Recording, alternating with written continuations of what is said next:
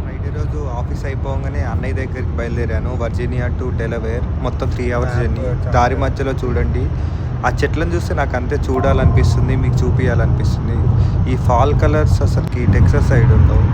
ఈ టనల్ ఎప్పుడు వచ్చినా కానీ సూపర్ అనిపిస్తుంది నాకు. సర్ప్రైజ్ ఇంటికి రాగానే సర్ప్రైజ్ ఎక్కిమా అది సర్ప్రైజ్ అంటుంది ఎగ్ చూపించి. సర్లే అని వెయిట్ చూసుకుంటే 77.3, ఆల్మోస్ట్ 10 kgs ఇంక్రీజ్ అయ్యా టెక్సాస్ నుంచి వర్జీనియాకి వచ్చాక. తినేసి టైం చూస్తే ఇంత అయింది.